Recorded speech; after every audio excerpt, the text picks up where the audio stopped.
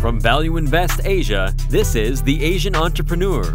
We explore the hidden stories of successful founders, business leaders, and investors in Asia. Here's your host, Stanley Lim. Hi guys, this is Stanley here. In this episode, you're going to hear from Mr. Gary Lowe, the co-founder of First Ever Stone Investment. It is an investment fund that focuses on investing in distressed assets. And Mr. Gary Lowe is also more famous for being the vice chairman of Sunmoon Food Group, a listed company here in Singapore. This is going to be an interesting story of how a perceived bargain actually turned bad and how Mr. Gary go into the trenches and turn around Sunmoon Food Group. And they recently got an investment from Yiguo in China, which is the investee company of the Alibaba Group. And it's an amazing story. I hope you enjoy it. Here you go. Maybe just share with us a little bit where were you from originally, and how's life growing up when you're growing up? Well, I was actually born in Malaysia, in Ipoh, and my dad brought us down to Singapore when we were 3 months old. So actually, not really a Malaysian because I really never knew Malaysia. Okay. I was brought up in Singapore, and I served the country and became a Singaporean. Life has been kind of fun for me when I was growing up because I'm the only son with 3 older sisters. So being the only son, I think you can imagine that I was well taken care of by my mother and my sisters. And I think that has always been one of the blessings that I always felt, that I never felt lacking in any ways. I think the love that I felt growing up in that kind of a family was something that has helped me. My dad was also from the British Army before, so he had this element of instilling discipline. Right. So on one hand, you have a loving family and a dad that is kind of strict with the kind of discipline. I think that combination was something that helped me along the way to turn me to become the person that I am today. Okay, but were you always an entrepreneur when you were young? No. Will you say that? No, I don't think my journey as an entrepreneur has been a plan. I think for me, I've always used this as I'm an accidental entrepreneur. Right. Okay. Right. All when I was growing up, I was basically trying to get by, do well. One of the biggest lessons was going through the OCS in Officer Cadet School. And at that time, for me, was a bit difficult because my dad, at that point in time, was he had a heart attack before my A-levels. Right. So I think for me, was more worried about the finances at that point and my future going forward. I was worried that how am I going to get through my education and what's going to be my future. It was during that dark moments in my life that I realized that maybe going through OCS was also a toughest period of my time, although it was one where, as you can tell, I wasn't the strongest nor the fittest person. But something in me gave me the inner strength, and I thought that was what I could draw myself upon. And it has led me to become somebody that I realized that you need to move forward and see the opportunities that is given to us as we go along. And for my case was to graduate as an officer. And not only did I graduate, I actually graduated top of my class. Oh. And that gave me a scholarship that then allowed me to solve a problem, which is the financial part. Yes. And that sets me to the university, and I studied economics, political science, and philosophy. Okay. It kind of shows that you're very resourceful in a way as well. Yeah, I think so. Yeah, I think the thing is that the resourcefulness maybe is something that I realized that you can feel down about a situation, but don't put yourself out. Right? I think that's kind of key all along. The positiveness that I've actually drawn on and the inner strength that I said is actually that. That means you may be feeling down, but just because you feel down, you're not out. Yeah. So you have to look for other opportunities. Okay. And you talk about you're going into the university where you studied actually philosophy and economics. That's a very interesting subject to major on.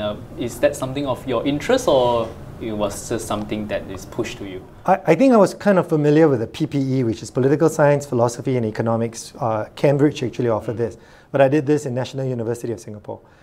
It was something that I was personally interested in because I like politics and I like economics. And the two things basically has a combination which makes sense. One is the political country, the political structure, and understanding what the political history of a company, of a country.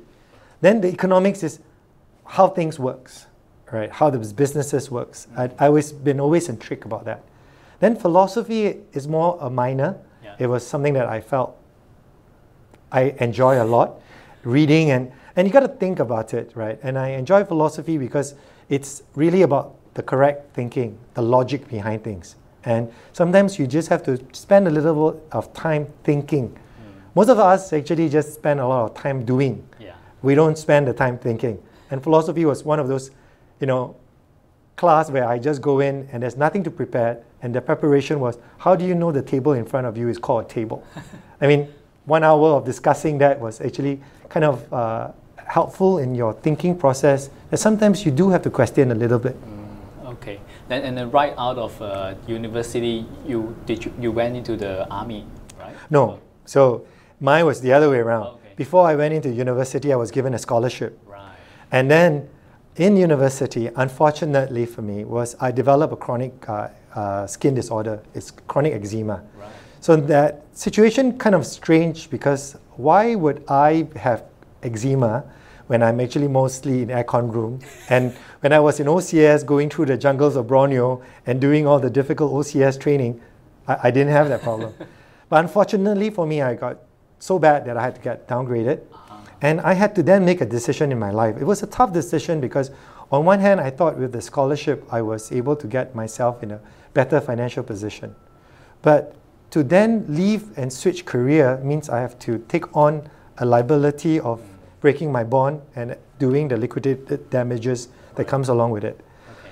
But it was a decision that I thought was that important that I need to make that career decision because I did not want to be a desk-bound officer with no prospects of promotion. And I needed to basically take that risk and head forward. Wow. Okay. So once you make that decision, while still in the university, or right? And yeah. After graduation, where did you? Okay, so I was very fortunate that first of all, I was given the opportunity to break my bond. Mm-hmm. I think the permanent secretary at that time of the Ministry of Defense he sort of thought that if I could be an asset to this country, maybe I could be an asset in this country in another way. And I was given the opportunity to break my bond, and then I took on the liability. So my first job, I was very fortunate enough to go into the world of finance, which is what I've always been interested in. It was actually to be based in Shanghai. Okay. So as a VC, so I started my career as a VC in Shanghai with the hardship post of going to Shanghai back in 1993. But it was a difficult period that I really learned a lot to actually know that China will become that superpower. And it is, as you know now, right? But it also allows me to see the transformation of the country and actually know the people better and the culture behind it. Right, okay. And during your time as a VC, what would you say is your biggest lesson that you learn about the finance world? I always joke about this because I say we probably was the most successful VC because we never invested a single cent. Right, because after 2 years, the company basically couldn't find an opportunity that we could go in because it was just too early. Right. And I think that in itself is a lesson, right? That sometimes rushing into an opportunity doesn't mean that you will miss the opportunity. That, China will still have other opportunities as it goes along. Sometimes holding back in itself is a gain. Right, okay. So you guys have the discipline to not go in when you're not, when you feel that the time is not right. That's correct. Yeah, okay. And what happened after that? Well, then I joined an international bank and I came back in Singapore, did a lot of regional work. Okay. Was there for 2 years. Then I was lucky enough to then join a local stockbroking firm. I was there for 10 years. Right. Primarily, my main job is again adopting the same philosophy. So from a VC to a banker to a stockbroker. I think in the world of finance, I already have 3 different jobs, right? Okay. And in the time when I was a stockbroker, I was doing kind of more deal specific. I wasn't just selling stocks. Okay. I was actually doing more special situations. A lot of things that when a company goes into trouble, and there were many financial crises that during my time. So it was 1997, then the bubble in 2000 when it was the internet bubble, then you got the SARS crisis, and all this financial crisis, actually I saw a lot of opportunities as I went along. Okay. And along the way, I saw a lot of opportunities that I saw a lot of value. Right. Right. In all these companies that when they were in trouble, how did we see value even though they were in trouble? Yeah. We weren't running away from the door or heading straight away like the rest of the market. We actually saw some things there. And I think that has actually been the biggest lessons that I've learned. Okay. When during your time in the brokerage house, you mentioned that you're going through the Asian financial crisis and things like that. Maybe can you share some of the deals that you actually have done, and what happened after that? Well, I think during the financial crisis, we saw a lot of opportunities in the region, right? And one of the lessons that we've learned in terms of the financial crisis is leverage. That means don't over leverage, right? But having said that, well, we saw a lot of failures, especially in Indonesia. We saw that the Singapore companies actually did quite well, Right. because this is an exact example of where one over leveraged and the other one leveraged just enough. Right. So the reverse happens. We saw a lot of the companies that were leveraging just enough, surviving, and then it went the other way, that we saw some companies become too conservative, that they don't leverage. Right. And we saw certain opportunities that, this is an opportunity because those companies that were leveraging were able to use the right way to grow. And this is where the internet started coming. Right.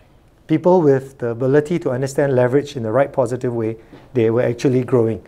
And in 1997, we saw traditional companies over leveraging, and then they basically went down with the ship, right? So there is this leverage that too much leverage is bad, but too little leverage is also bad, right? Would you say that form the way how you manage a company right now? And usually, the traditional sense of it is that when you are in trouble, nobody will lend you a leverage, right? So a lot of the times when you come in, you have to accept the fact that when you cannot leverage, you have to deal with it. Get over those humps and then try to leverage. And the leverage doesn't always have to be in terms of money or lending. Leveraging means using what you have, right? It could actually be your network, it could be your brand, it could actually be some of the things that you already have and use it positively. So that's where leverage actually can be a bit bigger than just financial leverage. Maximize your seeing the opportunities. Yes. Right. Okay, and is that the prelude to you started a PE fund together with your wife, Selena, and first ever Stone Partners. Is that because of your experience with the brokerage house and you feel that you can do it? Well, I was very fortunate that in the years of being in the finance world, I was able to build my own financial wealth to a level where I could then set up my own. And First Everstone is basically a company that my wife and I set up, that we took this opportunity to do the things that we do in the past, but now as a company. Right. So First Everstone has that same principle where we actually find value in some of the companies that we invested in. So we've gone to a lot of the listed companies that were in somewhat of a trouble. They needed certain capital, and we came in. And we took maybe say majority positions, but we were not running the companies. Right. And we were doing a lot of deals in the market. And of course, one of the deals that we came into was, of course, a company called Friven & Co. And a company called Sunmoon. Yeah. Right. So those are some of the examples that we actually went in. Yeah, I wanted to ask you, because you said that you rather not take a management role. But in these two examples, Friven & Co. and Sunmoon, we'll talk about Sunmoon maybe later on. But maybe dive into Friven & Co. So what happened to the business, and what makes you feel that, I rather go into the company and try to solve the problem rather than maybe just cut loss and move on? Okay, so when for Friven & Co., it wasn't called Friven & Co. It was a company called May Frank at that time, and it was a bid linen company. We saw this more like a vehicle than anything else. So when you see it as an opportunity, from a PE perspective, we actually went into the company to clean up the problems of that existing model. Then we actually did the cleanup by changing the name, putting a brand value, and then expanding it into a level where take away the old assets and rebranding it, clean up the assets. And then after that, we actually got a children's wear company, and we did a reverse takeover. And this company was then cleaned again, and then it was on its way to another owner and another way of actually enhancing value. Right? So that was one of the examples in terms of Sunmoon's case. And then your question about why did I dive in? Well, sometimes in the past, when we were looking at it purely as an investor, I think it was difficult for us to influence the decisions in terms of management. So my example of Freeman & Co. was one where we actually show how we think that if we need to clean up the companies and the steps that we need to take, these are some of the examples that we really clean up the management, do what we need to do, get the companies in the right shape, and then do the deals that we need to do and get the company back into its way to be of value to another investor. If we can dive in a little bit more, for Freeman & Co., when the times when you came in, has the past management has already left, or what was happening? Yeah, in fact, one of the things that we did was that we had to remove the management, and then we hired new people to come in. Okay. So a whole management team, which we are familiar with, I took more as a non-executive format, right? I came in, I just led strategically, and I still left the running of the company to the CEO and the management team to run the thing. But I set the directions in terms of what I go. So it was kind of different from Sunmoon, but for Freeman & Co. it was run in managing the management team that came on board. Right, okay. But it seems that before that, maybe how did you develop your management style? Do you feel that you always have that sort of leadership inclination, or? The leadership part has evolved. I think for me, I've learned different styles as I manage different companies, right? And setting out my own company was also one of those things that have taught me that the way things used to work and a lot of the old stuff of the way old style of running businesses are not really applicable to the new world today. Right? I think my leadership style has actually changed as we go along the way. So the days of being in OCS to the days of coming out and setting up my own, doing as a broker, as a banker, and then now setting up my own private equity firm as an owner. The style is different as we go, and at different stages of the company, the style has to change, right? So that means as a leadership, there is this no one size fits all. Okay. I think you need to learn and grow and basically accept that failure doesn't define who you are. Failures are lessons that you actually learn and embrace and then improve. And hopefully share and be able to adapt. Right, okay. So be very adaptable in different situations. Yeah, the adaptability is like the situation, but then the principles does not change. The principles don't adapt. The principles is where you keep certain things to be fair, to actually use words like honorable, keeping to your words and, doing what you need to do. I think those are the things that you keep constant. But the situation changes, the people changes. This is where you have to adapt. Okay. And talking about, you mentioned a little bit about learning from failures. So for your first Everstone partners, maybe if you don't mind, can you share some of your, say, deals that didn't really went through, and what do you learn from them?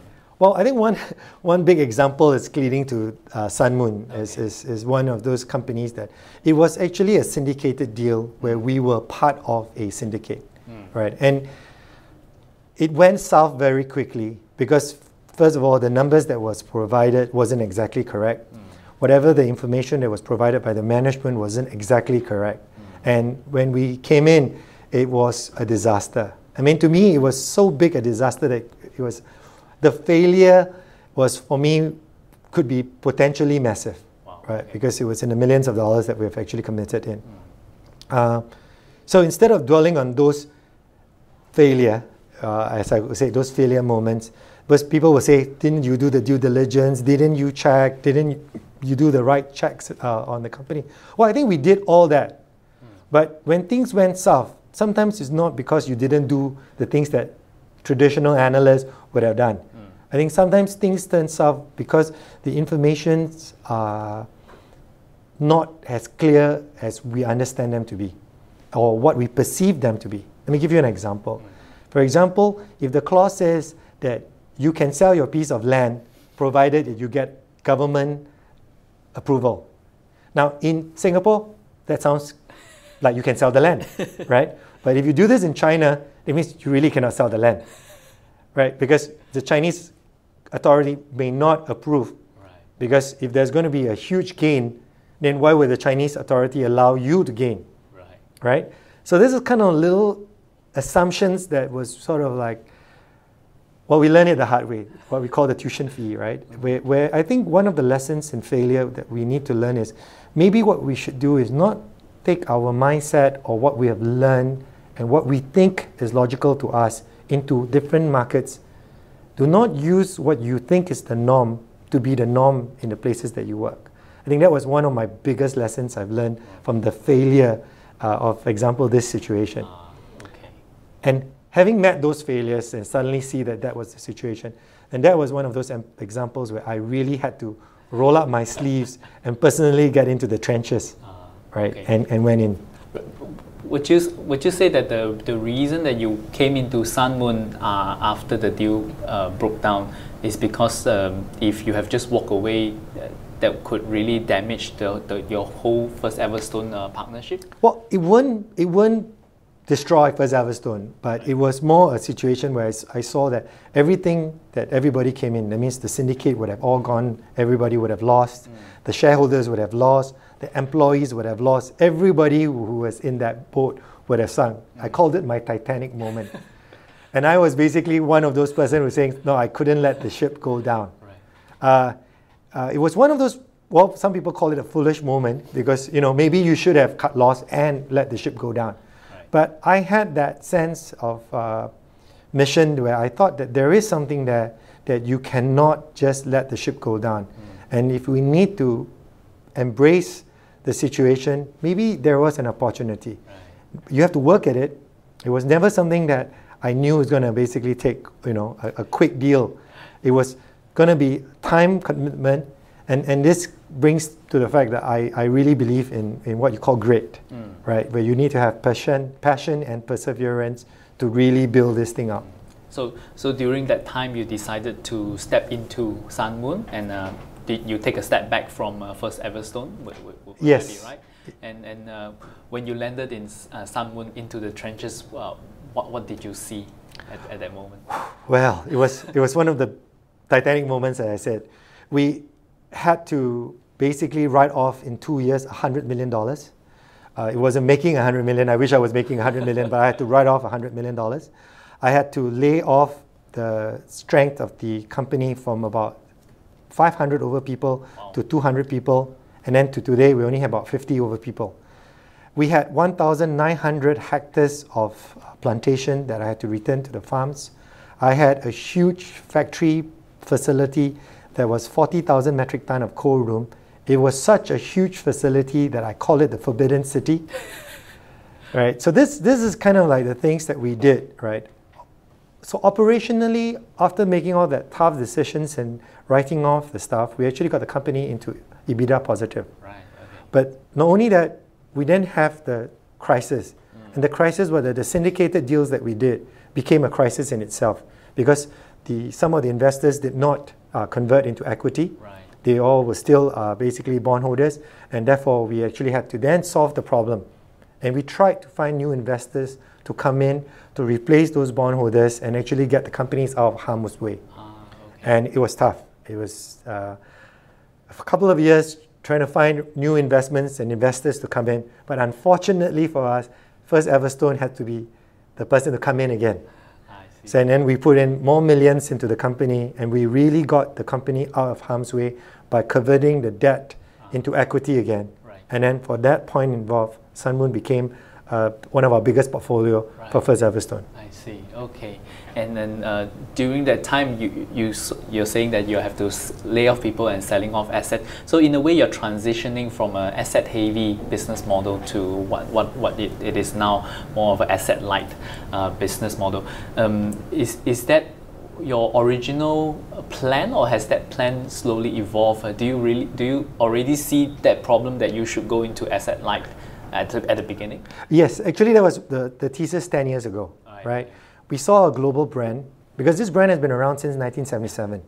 And when a brand is global, in my view, is that when you can actually go into markets, for example, Southeast Asia, Australia, New Zealand, the Middle East, you can sell things into those markets that other brands can't. Then when you look at the landscape, I realized that there wasn't a major brand like Del Monte or Dole in the traditional sense like in the US. They were doing different things at different places. Right.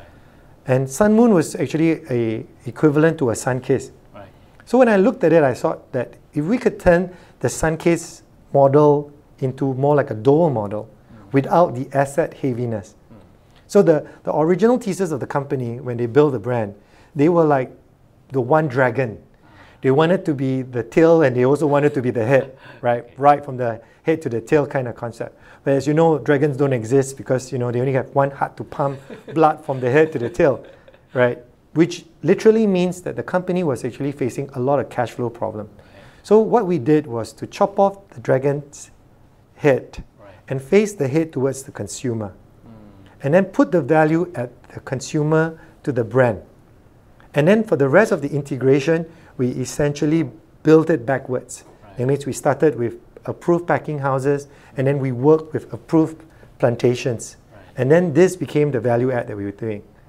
So that was actually quite the same thesis that we have now implemented. So that's why I think our recent things that we're saying, almost like, if Uber is the biggest transport company, they don't own any taxi, and Airbnb is the biggest hotel company and they don't own any rooms, then Sunmoon could be the biggest fruit brand without owning any plantations. Right? So that's kind of like the same thesis that actually been there. Right after you clean it up, how long did you take for the company to, do you finally say that we are more or less safe and we're not going to drown? How long did that take? Okay, that took us almost 7 years.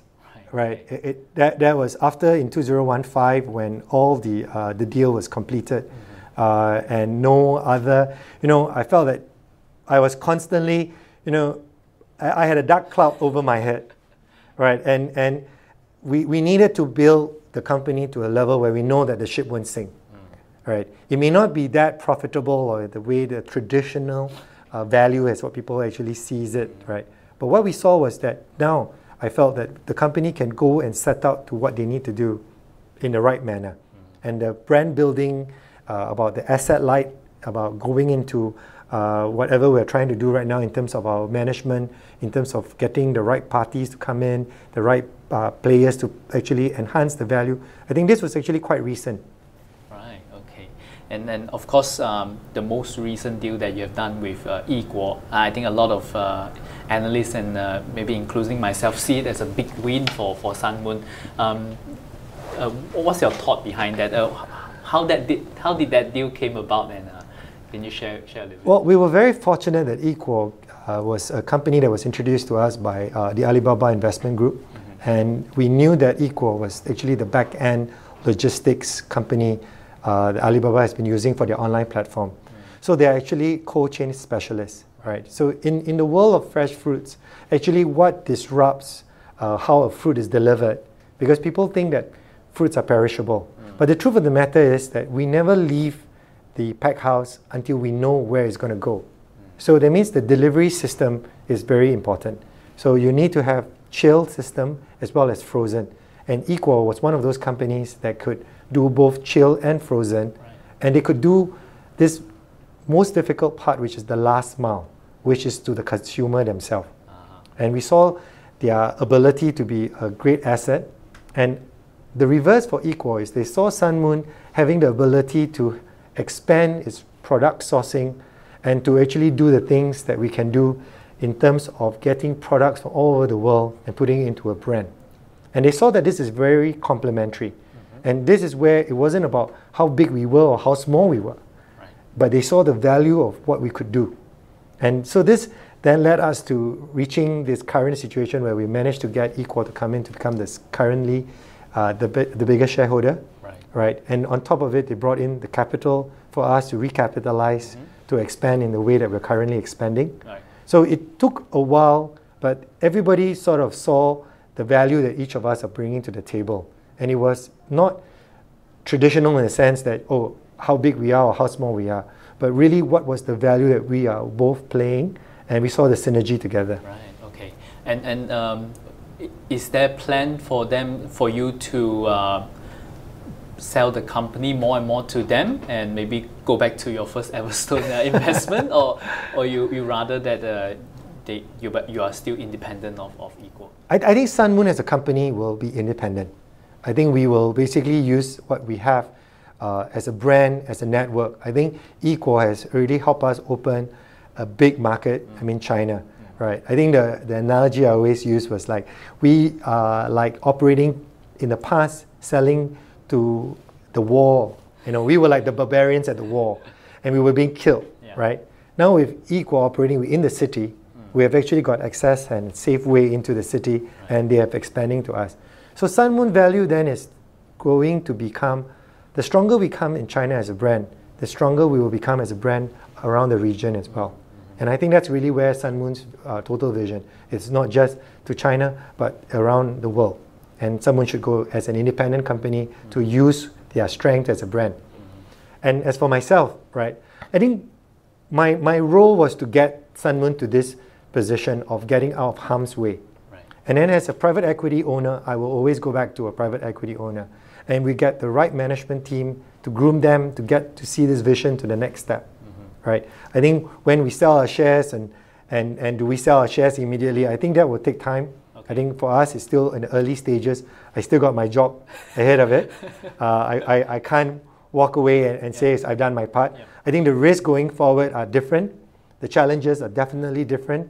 And again, the kind of leadership is very different. That means we were a private equity firm taking a company from the brink of bankruptcy, falling down a very deep abyss, right? Yeah. And then now we're coming back up. And we're trying to use organic growth to actually show what the value of this company can go. So it's kind of like a value that I think most private equity either play one side or the other side. But where First Everstone is really putting ourselves is to actually see that how we actually can tell the value of operating in one where it's in a crisis to one where there's an opportunity. Right. And then to invest the right kind of opportunity in a growth company and adjust our mindset, our skill sets to a company when it's moving up in the value chain. Okay, and would you say that it's not too much of a stretch that one day you will be on the same level as Doe and Diamante? I think the aspirations are there. I think the recent I think the recent development, for example, we were fortunate enough to get someone who used to be the CEO of Dole, Mr. James Brideau, to now become Sunmoon's chairman. I think having someone like James on board of Sunmoon actually just shows that we are now trying to beef up the right kind of people with the kind of knowledge to grow the company as we go forward. I think you can see that we've got the Alibaba-backed Equal to come on board. Now we have people like James to come on board. And even the management team, you are seeing new people, new blood coming in to actually carry us to the next phase of where the company's growth is. Right, okay. And okay, of course, we can see a huge potential for the company. Maybe let's have a balanced side. What are some of the challenges right now that you see? I think the biggest challenge for the company is this diversification, right? It's not so much a diversification of our original intent. I think where the value is the word diversity is your friend.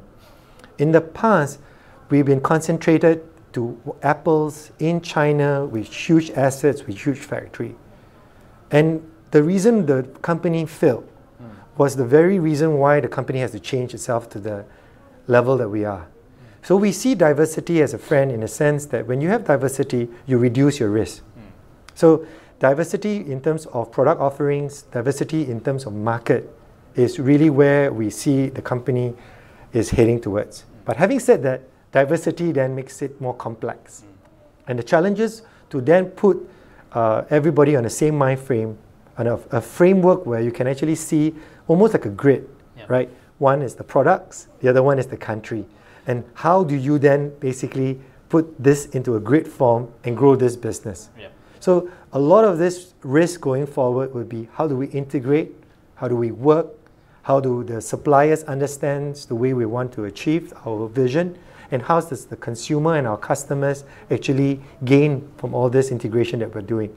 So I think that would be the biggest risk that I can see going forward. Right. Okay. And then since you take over Sunmoon till now, I'm sure that you have been not just rebuilding the business, you have to rebuild the culture of the business as well. So how would you describe the culture of Sunmoon right now? It's changed as we evolve, right? And I think one of the things that I personally like to share is that sometimes you can't change the people, right? What you can change is you have to change the system. Be clear about the system that you're trying to implement. And the system will lead to the vision. So what we tried to do is to take the people out of the equation first. Build a system that basically can get us to the vision. And this is where we use an ERP system recently, right? We used the Oracle NetSuite system, and now we actually have an ERP system that we previously never used, or we didn't even have, right? We were using pen and paper and emails. But now with the ERP system, we can have the transparency that we never had before and the accountability that we never had before. Then, with the system built, we now put the people back in. And then the people now are now getting used to the system, and this will change the culture.